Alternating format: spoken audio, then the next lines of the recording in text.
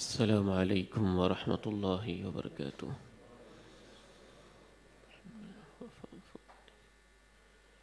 الحمد لله نحمده ونستعينه ونستغفره ونعوذ بالله من شرور أنفسنا ومن سيئات أعمالنا. أشهد أن لا إله إلا الله وحده لا شريك له، وأشهد أن محمدًا عبده ورسوله صلى الله عليه وعلى آله وصحبه وسلم. يا أيها الذين آمنوا اتقوا الله حق تقاته ولا تموتن إلا وأنتم مسلمون.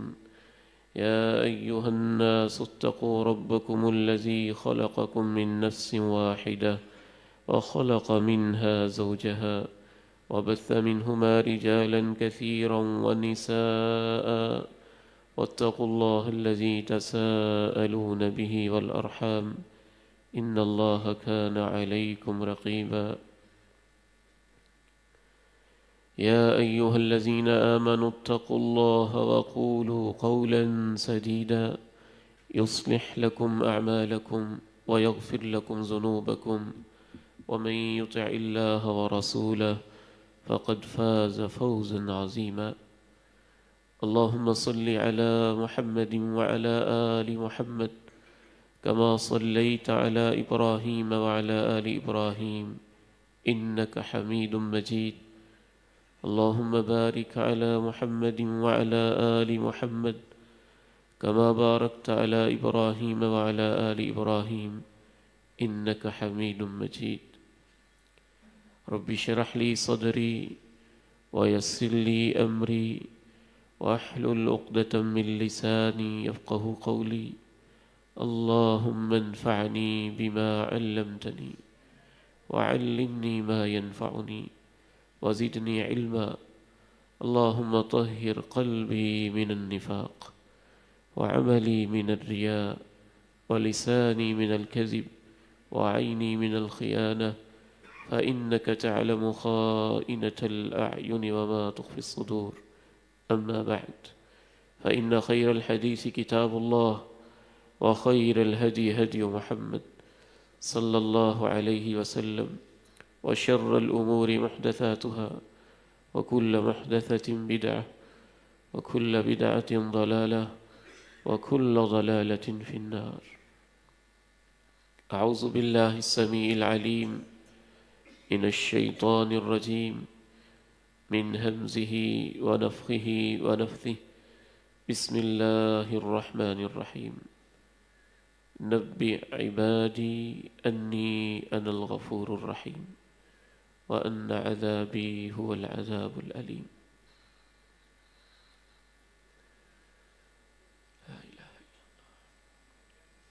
رمضان المبارک اپنی رحمتوں، برکتوں، سعادتوں کے ساتھ ہم سے رخصت ہوا۔ رمضان میں ایک روحانی ماحول، ایمان کی تازگی، سحریاں، افطاریاں، نیکیوں کا ذوق و شوق، قرآن کی تلاوتیں، صبح کی پیاسیں، رات کی عبادتیں، انفاق، زکوٰۃ، صدقات اور بہت ساری نیکیاں اللہ کی توفیق سے ہم نے سمیٹیں۔ رب کریم یہ سب اپنے ہاں قبول فرما لے۔ ہم میں سے بہت سارے لوگ ایسے بھی ہوں گے رمضان سے پہلے ان کے نامہ اعمال میں، ان کے نوشتہ میں جہنم کی راہیں لکھی تھیں۔ رمضان میں اللہ نے ان کو توفیق دی، وہ چینج ہوئے اور اللہ نے ان کو جنتی لوگوں میں شامل کر دیا۔ لیکن تصویر کا ایک دوسرا رخ وہ بھی دیکھنا چاہیے۔ بعض حوالوں سے وہ افسوسناک ہے اور شرمناک بھی ہے۔ ایک المیہ بھی ہے اور ایک درد دل بھی ہے۔ وہ شاید ہم سب کا مسئلہ ہے، میرا بھی ہے، آپ کا بھی ہے، ہماری سوسائٹی کے ہر فرد کا ہے، کہ رمضان المبارک جو عظیم ترین مقاصد اپنے اندر رکھتا ہے، تقویٰ کی ایک کیفیت دل میں پیدا ہو جائے، دل اللہ کی محبت سے آباد ہو جائیں، دل میں آخرت کا خوف طاری ہو جائے اور دنیا کو انسان عارضی سمجھنے لگے۔ بعض حوالوں سے یوں محسوس ہوتا ہے کہ جتنے شوق کے ساتھ رمضان میں ہم نیکیاں کرتے ہیں، بعض تو اللہ ان کو سلامت رکھے، ان کا شوق ذوق جاری رہتا ہے۔ اللہ ہمیں بھی استقامت والے لوگوں میں شامل فرما دے۔ شوق کا کم ہونا مسئلہ نہیں ہے، یہ ایمان میں کمی بیشی ہوتی رہتی ہے، لیکن مسئلہ ہے شوق کا ختم ہو جانا، اور مسئلہ یہ ہے کہ بعض لوگ جس شوق کے ساتھ نیکیوں کے محل کو تعمیر کرتے ہیں، رمضان کے بعد اس سے دوہرے جذبے کے ساتھ اپنے نیکیوں کے محل کو گراتے بھی ہیں۔ جس شوق کے ساتھ وہ نیکیاں کر رہے ہوتے تھے، رمضان کے بعد ان کو دیکھتے ہیں تو بالکل اللہ کے بندوں کی صفت سے نکل کر وہ شیطان کی صف میں کھڑے دکھائی دیتے ہیں۔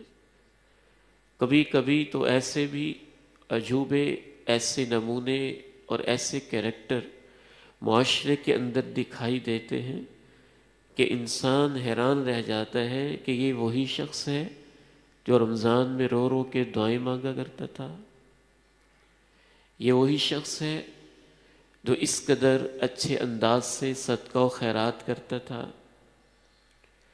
بہت سارے ایسے افراد بھی ہماری سوسائٹی میں پائے جاتے ہیں، رمضان سے پہلے اور رمضان کے بعد ان کی زندگی میں ذرہ برابر سرے منہ کوئی فرق واقع نہیں ہوتا ہے، اور بعض ایسے بھی پائے جاتے ہیں جو رمضان کے بعد اور زیادہ گناہوں پہ جری ہو جاتے ہیں، دلیر ہو جاتے ہیں۔ بعض ایسے بھی پائے جاتے ہیں جیسے جیسے انہوں نے توبہ کی ہوتی ہے، اس سے ڈبل سپیڈ کے ساتھ گناہوں کی زندگی کی طرف واپس لوٹ آتے ہیں۔ آج کے اس خطبہ جمعۃ المبارک میں میں صرف یہ تجزیہ کرنا چاہتا ہوں کہ اس کی وجہ کیا ہے۔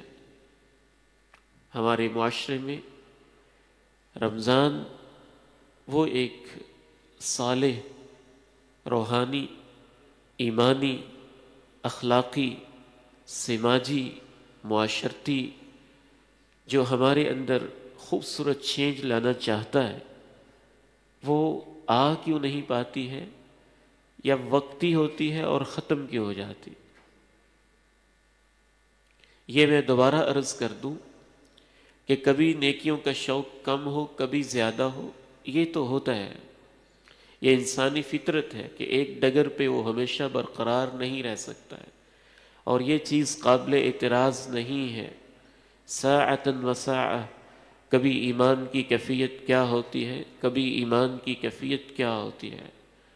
قابل اعتراض یہ چیز ہے کہ بالکل ہی بدل جانا، راستہ ہی چینج کر لینا، زندگی کا پیٹرن ہی بالکل تبدیل کر کے رکھ دینا، اور کسی اور ڈگر پہ مخالف سمت میں چل پڑنا، کہاں رحمان کی صف میں تھا اور کہاں شیطان کی صف میں جا کے کھڑے ہو جانا۔ اس طرح کے جو معاملات ہیں، ان کی وہ وجوہات جس کا دین میں تذکرہ پایا جاتا ہے، سلف صالحین کے کلام میں تذکرہ پایا جاتا ہے، قرآن مجید سے جو معلوم ہوتے ہیں، احادیث طیبہ کی روشنی سے جو محسوس ہوتے ہیں، ان میں سے سب سے پہلی بنیادی اور اہم ترین وجہ، ان میں سے چند ایک کا گزشتہ خطبہ جمعۃ المبارک میں نے تذکرہ کیا تھا، آج اسی کی تکمیل مقصود ہے۔ گزشتہ جمعہ میں ایک اہم ترین چیز جس کا تذکرہ کیا تھا اس کو ریپیٹ کر کے میں بات کو آگے بڑھاؤں گا کہ ہم یہ سمجھ بیٹھے ہیں کہ گناہوں کی تو خیر ہے، کوئی مسئلہ ہی نہیں ہے، اللہ تعالیٰ معاف کر دیتا ہے۔ اور یہ سمجھنے کی بھی ایک وجہ ہے جو آج کے اس خطبہ میں آپ کے سامنے کھول کے رکھنا چاہتا ہوں۔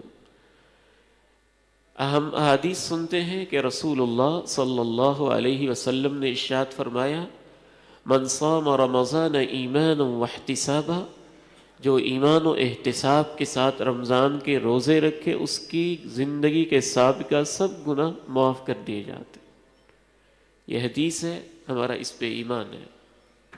من قام لیلۃ القدر ایمانا واحتسابا، جو لیلۃ القدر کا قیام کرتا ہے اس کی زندگی کے گناہ معاف کر دیے جاتے ہیں۔ جمعے کی برکت سے اگلے جمعے تک کے گناہ معاف کر دیے جاتے ہیں۔ عمرے کی برکت سے گناہ مٹتے ہیں۔ حج کی برکت سے انسان یوں ہو جاتا ہے جیسے ماں کے پیٹ سے آج ہی اس نے جنم لیا ہے۔ یہ سب احادیث طیبہ ہیں، برحق ہیں، ہمارا ان پہ ایمان ہے، ان میں امید ہے، امید کے چراغ روشن ہوتے ہیں، اللہ کی رحمت کا سہارا ملتا ہے، نیکیوں کا شوق ملتا ہے۔ الصادق المصدوق کے ارشادات و فرمودات ہیں۔ مسئلہ ان میں نہیں ہے، مسئلہ ہم میں ہے کہ ہم ان احادیث کا مطلب یہ سمجھتے ہیں یا شیطان ہمارے ذہنوں کے اندر اپنی طرف سے یہ مطلب ڈال دیتا ہے، اچھا اب اس کا مطلب تو یہ ہوا کہ جو اب تک کیے تھے وہ تو معاف ہو گئے، تو اب دوبارہ کر لیتے ہیں، اگلے سال رمضان کے روزے پھر رکھیں گے اور پھر معاف ہو جائیں گے۔ مجھے ایک صاحب ملے، غریبوں پہ ظلم کا کوئی معاملہ تھا۔ میں نے ان کو سمجھایا کہ یہ غریبوں پہ ظلم اور یہ سارا مسئلہ اور ناجائز قبضے اور ناجائز مقدمے، یہ کیا معاملہ ہے؟ آپ تو صف اول کے نمازی ہیں، آپ حیران ہوں گے اس شخص نے جو مجھے جواب دیا، اس سے یہ بات آپ سب کو سمجھ میں آ جائے گی کہ شیطان کہاں کہاں سے حملے کرتا ہے اور کیسے کیسے حملے کرتا ہے۔ اس نے کہا آپ ہی تو حدیثیں بیان کرتے ہیں کہ جب انسان حج کر کے آتا ہے تو یوں ہو جاتا ہے جیسے ماں کے پیٹ سے آج پیدا ہوا ہے، اور عمرے کی برکت سے گناہ معاف ہو جاتے ہیں، تو میں تو ہر سال عمرے پہ جاتا ہوں، جو کرتا ہوں معاف ہو جاتے ہیں۔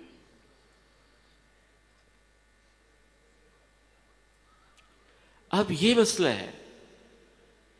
دوسرے لفظوں میں جو لوگ اس معافی کا یہ مطلب سمجھتے ہیں کہ وہ تو معاف ہو گئے، اب نئے سرے سے شروع کر دیتے ہیں، صبح 10 بجے سے لے کر ظہر تک جو میں نے اعظم مارکیٹ کی دکان پہ بیٹھ کے جھوٹ بول کے سودا بیچا تھا، وہ میں نے ظہر کی نماز پڑھی تو وہ معاف ہو گیا، اب میں دوبارہ شروع کر دیتا ہوں، عصر کی پڑھوں گا وہ معاف ہو جائے گا، عصر کے بعد پھر اسی ڈگر پہ جاؤں گا، مغرب پڑھوں گا تو پھر معاف ہو جائے گا۔ دوسرے لفظوں میں ہم نے نیکی کو نیکی نہیں سمجھا۔ بڑی معذرت کے ساتھ میں ایک لفظ بول رہا ہوں، اس تصور کا مطلب تو یہ ہے کہ ہم نے نماز کو گناہوں کا لائسنس سمجھا ہے۔ ہم نے عمرے کو یہ تصور دیا ہوا ہے کہ عمرہ حقوق العباد میں حق تلفی کے لیے ایک NOC ہے کہ اس نے عمرہ کر لیا ہے، اب جو چاہے کرے۔ حج کو ہم نے یہ سمجھا ہوا ہے کہ وہ جو میں ظلم و ستم کر رہا ہوں اس کے لیے ایک سرٹیفکیٹ ہے کہ آپ تو حاجی ہے نا، تو آپ کے لیے تو خیر ہے۔ کہاں غلطی ہو رہی ہے؟ ایک تو گناہوں کی معافی میں غلطی ہو رہی ہے۔ یاد رکھیے اکثر علماء ان احادیث کے بارے میں یہ تصور رکھتے ہیں کہ گناہ چھوٹے چھوٹے معاف ہوتے ہیں، کبیرہ گناہ تب تک معاف نہیں ہوتے جب تک بندہ چھوڑ کے توبہ نہیں کرتا۔ دوسری بات یہ بھی ذہن میں رکھیے، حقوق اللہ والے گناہ معاف ہوتے ہیں، حقوق العباد والے گناہ تب تک معاف نہیں ہوتے جب تک بندوں کے حق واپس نہیں کیے جاتے۔ تیسری بات یہ بھی ذہن میں رکھیے، کیا میں اور آپ جانتے ہیں کہ ہماری نماز ویسی نماز ہو گئی ہے کہ جس سے گناہ معاف ہوتے ہیں؟ کچھ لوگوں کی نماز تو اوپر جاتی ہی نہیں، وہ تو اللہ کے ہاں قبول ہوتی ہی نہیں۔ کیا ہم گارنٹی سے کہہ سکتے ہیں کہ جو میں نے عمرہ کیا ہے، حج کیا ہے، یہ قبول ہو گیا ہے؟ تصویر کا دوسرا رخ ہم بھلا دیتے ہیں، ہم یہ یاد رکھتے ہیں کہ رمضان سے، روزے سے گناہ معاف ہوتے ہیں، کوئی شک نہیں ہے۔ کس کے؟ یہ نہیں پتا۔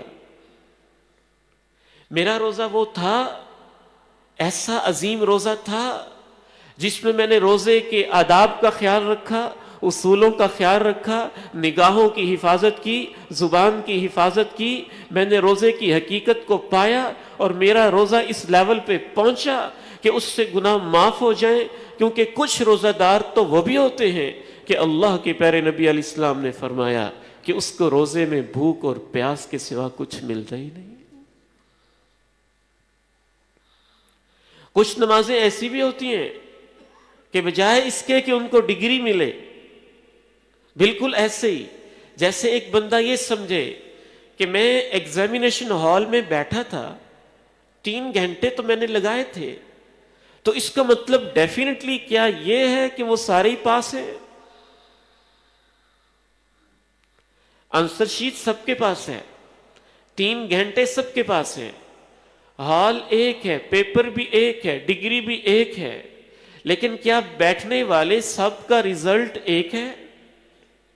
کسی نے کیسا پیپر کیا، کسی نے کیسا کیا، کسی نے کیسا کیا، کسی نے آؤٹ آف سلیبس کیا، کسی نے غیر متعلقہ ہی اندر لکھ دیا، کسی نے ویسے غلط لکھ دیا، کسی نے کٹنگ ہی ایسی کی، کسی نے مسنگ ہی ایسی کی، کسی نے غلطیاں ہی ایسی کی۔ تو یہ ریزلٹ نہیں ہوتا کہ سب کو 100 ہی نمبر مل گئے ہیں، کسی کو 100 ملے، کسی کو 90، کسی کو 80، کسی کو 60، کسی کو 50، کسی کو 40، کسی کو 10، کسی کو 0، کسی کے اوپر ایک UMC کیس بن گیا کہ یہ پیپر تو دینے آیا تھا، اس نے ایگزامینیشن ہال کے آداب کا خیال نہیں رکھا تھا، کبھی ادھر بولتا تھا، کبھی ادھر بولتا تھا، چیٹنگ کرتا تھا، اس نے یہ کیا تھا، اس نے وہ کیا تھا، بجائے اس کے اس کو وہ ڈگری ملے، اس کے اوپر ایک کیس بن گیا کہ آئندہ سال کے لیے، 2 سالوں کے لیے، 1 سال کے لیے یہ امتحان میں بیٹھنے کے اہل ہی نہیں ہے۔ میرے بھائیوں، یہ ساری حدیثیں سچی ہیں، لیکن ہر ایک کی نماز میں، ہر ایک کے روزے میں اتنی طاقت نہیں ہوتی ہے۔ یہ حقیقت ہے، اگرچہ آپ کو پسند نہ لگے، اگرچہ آپ کو بھلی نہ لگے۔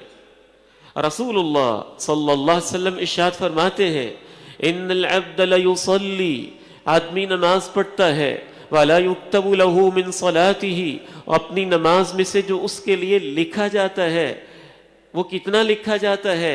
آپ نے فرمایا ثمنها، عشرها، تسعها، ثمنها، سبعها، سدسها، خمسها، ربعها، ثلثها، نصفها، 10واں، 9واں حصہ، 8واں حصہ، 7واں حصہ، 6واں حصہ، 5واں حصہ، 4تھا حصہ، 3را حصہ، اس کی نماز کا جتنا ثواب اللہ نے رکھا ہے اس کے لیے اس میں سے آدھا لکھا جاتا ہے، اور آپ یہاں پہ آ کے خاموش ہو گئے۔ مطلب ہے کہ 50 سے اوپر لینے والے تو بہت کم ہوتے ہیں۔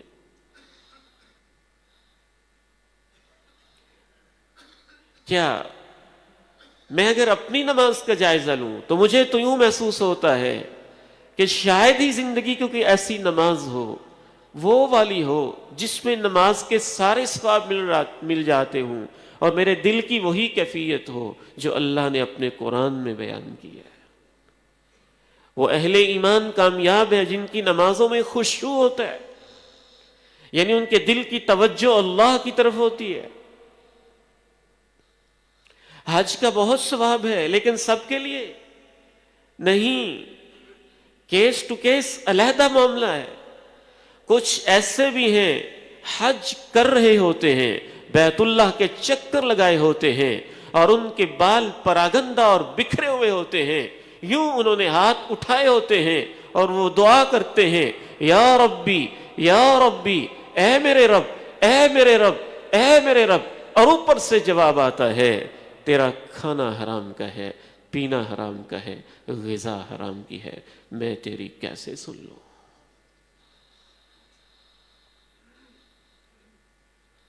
حدیث سے بچا ہے، برحق ہے، حقیقت ہے، لیکن اس کا جو مطلب ہم نے اپنے طور پہ گھڑ لیا ہے، یہ ہمیں قرآن و حدیث میں یہ مطلب نظر نہیں آتا ہے۔ پھر ایک اور بات بھی سمجھیے، اس تصور کو ختم کرنے کے لیے یہ بھی تصویر کا دوسرا رخ ضرور دیکھتے جائیں۔ جس طرح سے نیکیوں کی برکت سے گناہ معاف ہوتے ہیں، کچھ گناہ ایسے ہوتے ہیں کہ ان کی نحوست سے نیکیاں صاف ہو جاتی ہیں۔ وہ بھی تو ذہن میں رکھیں، ہمارے پاکستان کے ایک دیندار کو، برِ صغیر کے ایک پکے سچے مسلمان کو، باشرہ شخص کو یہ مغالطہ کھائے جا رہا ہے اور اس کو گناہ سے واپس آنے ہی نہیں دے رہا کہ آج صبح میں نے سبحان اللہ و بحمدہ کی تسبیح پڑھی تھی نا، 100 دفعہ پڑھا تھا، اور جس نے 100 دفعہ پڑھا سمندر کی جھاگ کے برابر بھی گناہ ہوں تو معاف کر دیے جاتے ہیں۔ بجا ہے، حقیقت ہے، اللہ میرا آپ کا پڑھنا قبول فرما لے، اس کی رحمت سے ہم یہی امید رکھتے ہیں۔ لیکن حقیقت اور عدل و انصاف یہ ہے، تصویر کا دوسرا رخ یہ ہے کہ اسی پیغمبر نے یہ بھی تو فرمایا اور یہ بھی تو بتایا، اور ان کی تعلیمات سے یہ بھی تو پتہ چلا کہ بعض ذکر کرنے والے ایسے بھی ہو سکتے ہیں کہ انہوں نے جتنے ذکر کیے تھے غیبت اور چغلی کی وجہ سے وہ تو ان کے نامہ اعمال میں رہے ہی نہیں، وہ تو ان کے کھاتے میں ٹرانسفر ہو گئے جن کی غیبت کرتے رہے۔ آپ نے تو اپنے اکاؤنٹ میں ان کو محفوظ رکھا ہی نہیں، اب وہ تو آپ کے اکاؤنٹ میں رہے ہی نہیں۔ فرمایا تھا نا اللہ کے پیارے نبی صلی اللہ علیہ وسلم نے، اتدرون من المفلس، جانتے ہو مفلس کون ہوتا ہے، غریب کون ہوتا ہے؟ صحابہ نے کہا وہ ہوتا ہے ہماری اس دنیا کے تصور کے مطابق جس کے پاس پیسہ نہ ہو، جس کے پاس زندگی کا سامان نہ ہو، من لا درہم لہ ولا دینار ولا متاع، دنیا کا ساز و سامان نہ ہو، پیسہ اور دولت نہ ہو، وہ غریب ہوتا ہے۔ فرمایا نہیں، غریب یہ نہیں ہے، یہ وہ غریب ہے جس کے حالات بدل سکتے ہیں، آج نہیں ہے کل اس کو پیسہ مل سکتا ہے، آج سامان نہیں ہے کل اس کے پاس سامان آ سکتا ہے، آج یہ فقیر ہے کل یہ امیر ہو سکتا ہے۔ میری امت کا اصل غریب وہ ہے قیامت کے دن جو نماز لے کے آیا، زکوٰۃ لے کے آیا، روزے لے کے آیا، لیکن ساتھ ہی اس نے کسی کو گالی دی، کسی پہ بہتان لگایا، کسی کو مارا اور پیٹا، اور کسی کے ساتھ کیا معاملہ کیا، تو قیامت کے دن جب وہ آئے گا تو ان مظلوموں کے اندر اس کی نیکیاں تقسیم کر دی جائیں گی۔ رمضان 2024 کے روزے تم لے لو، تم پہ اس نے ظلم کیا تھا نا، وہ روزے تمہیں دے دیے گئے۔ ایک مدعی اور آیا، اللہ اس نے میری زمین پہ قبضہ کیا تھا، اس کا قیام تم لے لو۔ ایک مدعی اور آیا، اللہ اس نے میرے گریبان کو چاک کیا تھا، اس کا ذکر تم لے لو۔ ایک مدعی اور آیا، اللہ اس نے میرے اوپر ناجائز کیس کیا تھا اور عدالت میں میرے اوپر بہتان لگایا تھا اور جھوٹی قسم اٹھائی تھی، اچھا اس کی ساری عبادت تم لے لو، وہ خالی۔ آپ فرماتے ہیں پھر اور مدعی آئے، اور مدعی آئے، جب اس کی نیکیاں ختم ہو گئیں تو اب اس کے گناہ کیسے معاف ہوں گے؟ نیکیاں تو اس کے پاس بچی نہیں، اس نے ان کی حفاظت کی ہی نہیں، اس نے ان کو سنبھال کے رکھا ہی نہیں، تو اس کے نام اعمال میں تو وہ ذکر باقی ہی نہیں۔ اب اور لوگ آئے، جب اور لوگ آتے چلے گئے، اب اللہ رب العزت کی عدالت میں یہ ہوا کہ اللہ نے ان کے گناہ اس کے سر پہ ڈالے اور اس کو جہنم کی طرف روانہ کر دیا۔ الذین یؤتون ما آتوا وقلوبهم وجلة أنهم إلى ربهم راجعون۔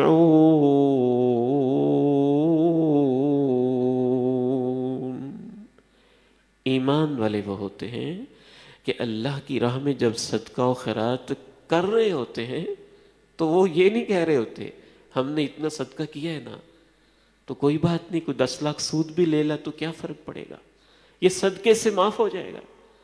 اللہ نے اہل ایمان کی نشانی یہ بتائی، یؤتون ما آتوا وقلوبهم وجلة أنهم إلى ربهم راجعون۔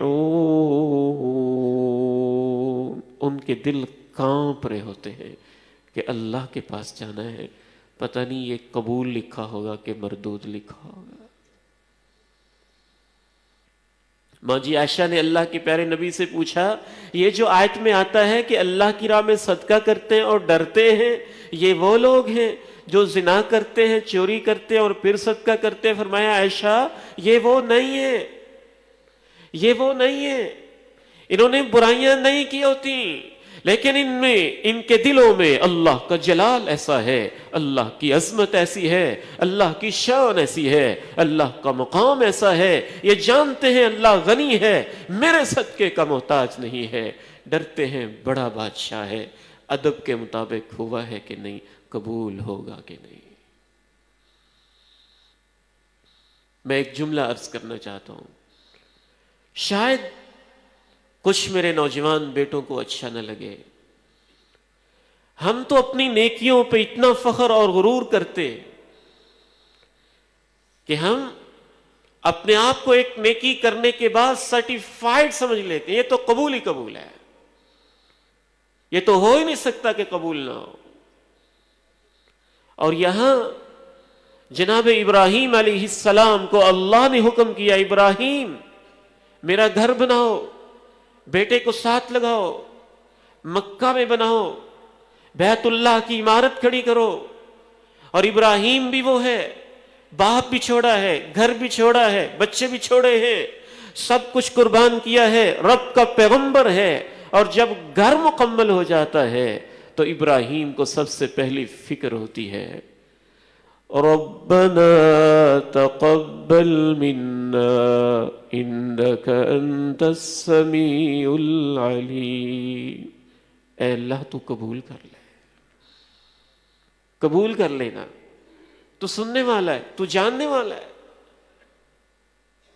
میں حیران ہوتا ہوں، میں نے ایسے ایسے نوجوان روتے دیکھے، دعائیں کرتے دیکھے، گڑ گڑاتے دیکھے، ہمیں بار بار یہ درخواست کرتے دیکھے کہ میں نے امریکہ کے لیے ویزا اپلائی کیا ہے، دعا کرے ایکسپٹ ہو جاؤ۔ ہم تو اپنی نیکیوں کے بارے میں اتنی بھی دعا نہیں کرتے کہ یا اللہ یہ نیکی قبول کر لینا۔ ہم نے یہ سمجھ لیا کہ وہ ایک سپر پاور ہے، اسے تو میری ضرورت نہیں ہے، مجھے ضرورت ہے وہاں جانے کی، پتہ نہیں میرا ویزا ایکسپٹ ہوگا کہ نہیں، یہ انٹرویو کلیئر ہوگا کہ نہیں۔ جاب کے بارے میں ہم کہتے ہیں کہ انٹرویو تو بہت اچھا ہوا لیکن پتہ نہیں اب سلیکشن ہوتی ہے کہ نہیں۔ ہم نے دنیا کی جاب کو، دنیا کے اداروں کو، دنیا کے دفتروں کو، دنیا کے ترقی یافتہ ملکوں کو جتنی اہمیت دی، کبھی کبھی یوں لگتا ہے کہ ہم نے اللہ کی جنت اور اللہ کی عدالت کو اتنی بھی اہمیت نہیں دی۔ اور بجائے اس کے کہ یہ فکر ہو کہ یہ جو کیا ہے یہ قبول ہو جائے، ہم نے یہ سرٹیفکیٹ سمجھ لیا کہ یہ تو میں نے کر دیا ہے نا، تو اب میرے لیے گناہ کرنا جائز ہو گیا، اب میرے لیے حق مارنا جائز ہو گیا۔ الذین یؤتون ما آتوا وقلوبهم وجلة انہم الی ربهم راجعون۔ امام ابن قیم الجوزیہ رحمہ اللہ نے ایک جگہ پہ لکھا، اگر ایک بہت بڑا بادشاہ ہے، اس کی سلطنت بہت وسیع ہے، اور آپ اس کو ایک نوکر تحفہ دینا چاہتے ہیں کہ یہ میری طرف سے آپ کے لیے خادم ہے، یہ آپ کی خدمت کیا کرے گا، تو اچھا انسان جو سمجھتا ہے کہ بادشاہ کی اتھارٹی کیا ہے، وہ کبھی اس پہ فخر نہیں کرے گا کہ واہ جی واہ میں نے تمہیں نوکر تحفہ دیا تھا نا، وہ اس کے اوپر احسان جتلا رہو، ایسے نہیں کرے گا۔ اور اگر اس نے نوکر ہی وہ دیا ہو جو مریل ہے اور مرا ہوا ہے، تو پھر تو وہ اور ڈرے گا کہ پتہ نہیں بادشاہ رکھتا بھی ہے کہ نہیں، اس کے پاس تو کوئی کمی نہیں۔ ہم نے تو نمازیں بھی وہ پڑھی جن میں خشوع ہی نہیں، معنی تک کا علم نہیں، اور پھر بھی ہم فخر کے اندر مبتلا ہو گئے۔ اللہ کو وہ دل پسند لگتا ہے جس میں عاجزی پائی جاتی ہو۔ ایک دوسری اہم ترین وجہ جس وجہ سے رمضان کے بعد ہم پرانی ڈگر پہ، پرانے طریقوں پہ، پرانی عادتوں پہ، پرانے رویوں پہ، پرانی وارداتوں پہ اور پرانی چلاکیوں کی طرف واپس چلے جاتے ہیں، دوسری اہم ترین وجہ یہ ہے، لگتا ہے، یوں لگتا ہے کہ جو ہم نے دین سیکھا ہوا ہے اس میں رحمت کی امید تو ہے، لیکن جہنم کا خوف کوئی نہیں ہے، خوف نام کی چیز کوئی نہیں ہے کہ ہمارے اندر ڈر ہو، خوف ہو، فکر ہو قبر کے بارے میں، حشر کے بارے میں۔ ہم میں سے کتنے لوگ ہیں جن کو اپنے گھر کے چولہے پہ جلتی ہوئی آگ دیکھ کے کبھی جہنم کی آگ یاد آ گئی ہو، جن کو اپنے بند کمرے اور اندھیرے میں لیٹ کے قبر کی اندھیری رات یاد آ گئی ہو، چھوٹے چھوٹے مقدموں کے اندر پھنسے ہوئے لوگوں کو تاریخیں بھگتے دیکھ کے اور عدالتوں کے چکر لگاتے دیکھ کے جن کو یہ یاد آ گیا ہو کہ میں نے اپنے اوپر بہت مقدمے کروائے اور اللہ کی عدالت میں مجھ سے بھی سوال ہونا ہے۔ ہمارے دین میں دونوں چیزیں بیلنس چلتی ہیں، برابر میں چلتی ہیں۔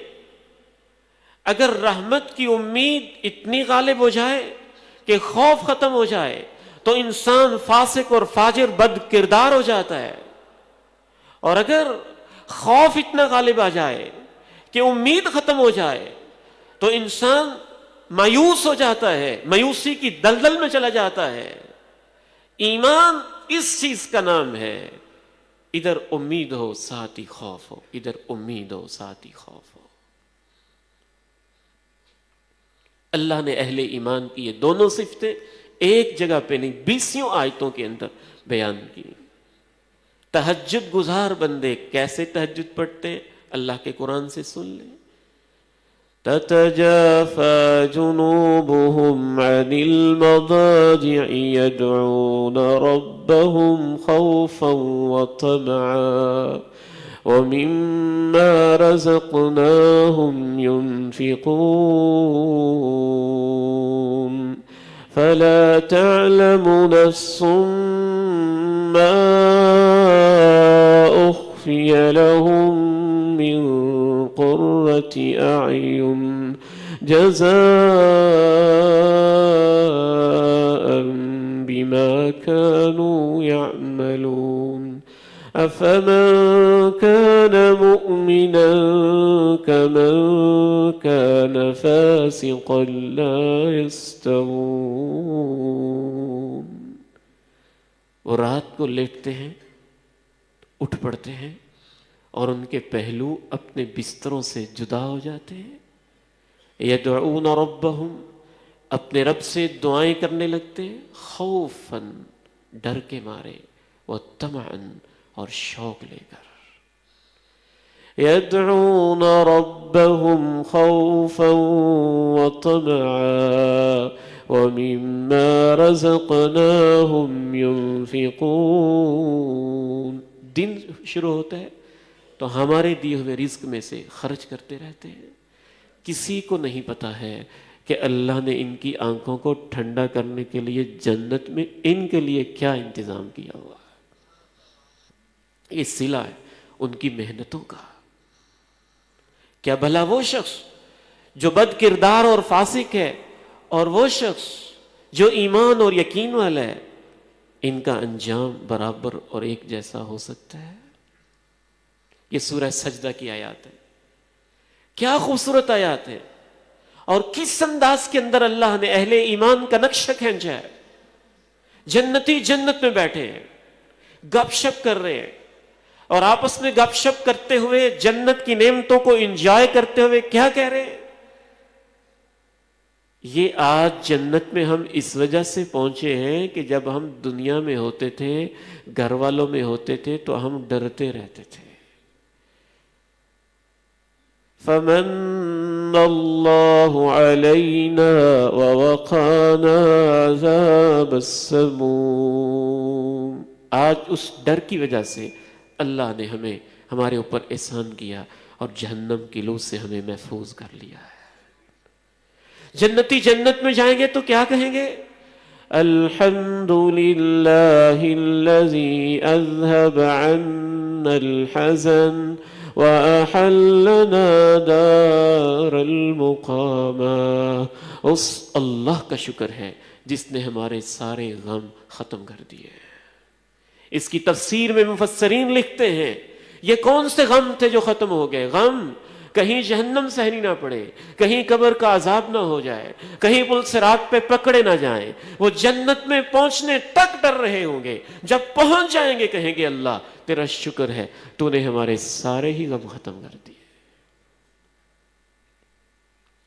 عبداللہ ابن شداد رضی اللہ تعالی عنہ وارضا صحابی رسول تھے، بستر پہ لیٹے اور اچانک ہی بیٹھ گئے. اہلیہ نے پوچھا کیا ہوا کیا ہوا؟ کہنے لگے بس خیال سا آ رہا تھا کہ قبر کا معاملہ کیسا سنگین ہوگا. والد محترم اللہ ان کو جنت میں اعلیٰ مقام عطا فرمائے. مغرب کے بعد کا وقت تھا، یوں اپنا ہاتھ، میرا ہاتھ اپنے دونوں ہاتھوں میں پیار اور محبت سے رکھا، بوسہ دیا، پیار کیا. کہنے لگے عبید الرحمن اندھیرا بہت ہے. میں نے کہا لائٹ آن کر دیتے ہیں. نہیں بیٹے تم سمجھے نہیں ہو، اندھیرا بہت ہے، تیرے باپ کا قبر کے اندھیرے میں کیا بنے گا. جناب عمر رضی اللہ تعالی عنہ موت و حیات کی کشمکش میں خنجر پیوست ہو چکا ہے. ایک ظالم مجوسی نے اس شہید محراب کو نماز کی حالت میں زخمی کر دیا ہے. خون کے فوارے پھوٹے ہوئے ہیں، پیٹ چاک ہے، عجیب کیفیت ہے. آنے والے حوصلہ دے کے کہتے ہیں عمر آپ پریشان نہ ہوں، آپ نے تو یہ کیا، آپ نے تو یہ کیا، آپ نے تو یہ کیا، آپ نے تو یہ کیا. اور جناب عمر کہتے ہیں تم مجھے نیکیاں گنوا رہے ہو، میں تو کہتا ہوں میری نیکیاں میری غلطیاں برابر ہو جائیں اللہ معاف کر دے، میرے لیے تو یہ بھی غنیمت ہے. جناب صدیق رضی اللہ تعالی عنہ باغ میں ہیں اور اپنی زبان کو کھینچ رہے ہیں. دیکھنے والا دیکھ لیتا ہے، کہتا ہے صدیق یہ کیا کر رہے ہو؟ ان ھذا اوردنی الموارد، اس نے مجھ سے بڑی غلطیاں کروائی ہیں، میں اپنی زبان کا احتساب کر رہا ہوں. ہمارے دین میں تو خوف نام کی چیز ہی لگتا ہے کوئی نہیں بچی ہے. امید کا غلبہ ہے، ہونا چاہیے، لیکن ساتھ خوف بھی تو ہونا چاہیے. اللہ رب العزت نے سورہ رحمان میں کہا وَلِمَنْ خَافَ مَقَامَ رَبِّهِ جَنَّتَانِ، جو ڈر جاتا ہے کہ میں نے اللہ کے سامنے کھڑے ہو کے زندگی کا حساب دینا ہے، اس کو اللہ دوہری جنتیں نصیب فرماتا ہے۔ یا ایہا الذین آمنوا قوا انفسکم واہلیکم نارا وقودها الناس والحجارة علیہا ملائکۃ غلاظ شداد لا يعصون اللہ ما امرهم ويفعلون ما يؤمرون۔ ایمان والوں، کافروں کو نہیں کہا، ایمان والوں اپنے آپ کو بچاؤ اور اپنے گھر والوں کو بچاؤ جہنم کی آگ سے، جس کا ایندھن انسان ہوں گے اور پتھر ہوں گے۔ انسان سزا بھی بھگتے گا اور ہر جہنم میں جانے والا دوسرے کے لیے ایندھن کا سامان بھی ہوگا۔ ہمارے اپنے جسم کے اندر پتہ نہیں کیسا کیسا اللہ نے پوٹیشیم اور کیا کچھ رکھا ہوا ہے کہ یہ خود جہنم کو مزید جلانے کا، بھڑکانے کا باعث بن جائے گا۔ علیہا ملائکۃ غلاظ شداد لا يعصون اللہ ما امرهم وَيَفْعَلُونَ مَا يُؤْمَرُونَ۔ اس پہ فرشتے مقرر ہیں، سخت دل والے، مضبوط جسم والے، اللہ کی نافرمانی نہیں کرتے، جس سزا کا جیسے ان کو حکم دیا جاتا ہے ویسے ہی دیتے ہیں۔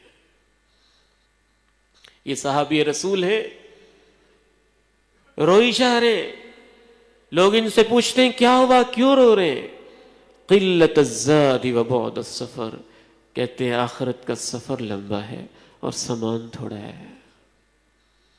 سفر لمبا ہے، سامان تھوڑا ہے، ہمارے سٹینڈرڈ ڈبل ہیں۔ دنیا کے بارے میں ہم ان ساری چیزوں کو سمجھتے ہیں، جتنا ہم پیسہ کماتے ہیں اس سے زیادہ اپنے مستقبل کے اندیشوں کے لیے محفوظ رکھتے ہیں۔ کہیں ایسے نہ ہو جائے، کہیں یہ نہ ہو جائے، کہیں وہ نہ ہو جائے، کہیں یہ مسئلہ نہ ہو جائے، کہیں وہ مسئلہ نہ ہو جائے۔ ہم تو اپنی نیکیوں کی فصلوں کی اتنی بھی حفاظت نہیں کرتے ہیں جتنے 5 مرلے کے اندر بوئے ہوئے بیج کی حفاظت کرتے ہیں۔ کبھی آپ نے کوئی ایسا کسان دیکھا جو ایک کنال کے بیج کو بو کے پھر بے فکر ہو کے بیٹھ جائے، نہ پانی لگائے، نہ کھاد دے، نہ جھاڑ جھنکار کو صاف کرے، نہ ہی آنے والی طرح طرح کے جراثیم سے اپنی فصل کو محفوظ کرے، نہ ہی اس کی فکر کرے، نہ ہی اس کو سنبھال کے رکھے؟ جنت کی فصل تو اس سے بہت قیمتی ہے، اس کو سنبھالنا بھی ہوتا ہے اور اس کی حفاظت بھی کرنی ہوتی ہے۔ آخری بات عرض کر کے میں اپنی گفتگو کو سمیٹوں گا۔ ایک اور اہم ترین وجہ جس وجہ سے ہم اسی ڈگر پہ قائم رہتے ہیں، وہ ایک اہم ترین وجہ یہ بھی ہے کہ ہمارے ہاں دین کا تصور بہت دھندلا گیا ہے۔ مختلف لوگوں نے مختلف اپنے اپنے مخصوص دائرے بنائے ہوئے، وہ اسی کو دین سمجھتے ہیں۔ کوئی یہ سمجھتا ہے کہ میں نے اپنے اتنے چلے لگائے ہیں نا، تو اب کوئی بات نہیں، اس کی اتنی برکت ہوگی کہ باقی میں نہ بھی عمل کروں تو خیر ہے۔ کوئی یہ سمجھتا ہے میں میدان جہاد میں نکلا ہوا ہوں نا، کوئی بات نہیں، یہ بھی ہو گیا تو کیا فرق پڑتا ہے۔ کوئی یہ سمجھتا ہے میں اتنا بڑا انقلابی ہوں اور تحریک کے فلاں فلاں ممبر، فلاں فلاں تحریک اور تنظیم کا ممبر ہوں اور اتنا جیالہ پن میرے اندر پایا جاتا ہے، اگر 2-4 میں نے غلطیاں بھی کر لی تو کیا ہے، میں اسلامی انقلاب کے لیے کام کر رہا ہوں نا۔ کوئی یہ سمجھتا ہے میں بڑا موحد ہوں نا، میرے پاس توحید جیسی نعمت ہے اور میرے تو فرقے سارے نہیں جنت کے اندر چلے جانا ہے۔ یاد رکھیے یہ آپ کی اپنی تقسیمیں ہیں، اللہ کی عدالت میں ہر شخص کا حساب انفرادی ہونا ہے۔ اللہ نے یہ نہیں کہنا فلاں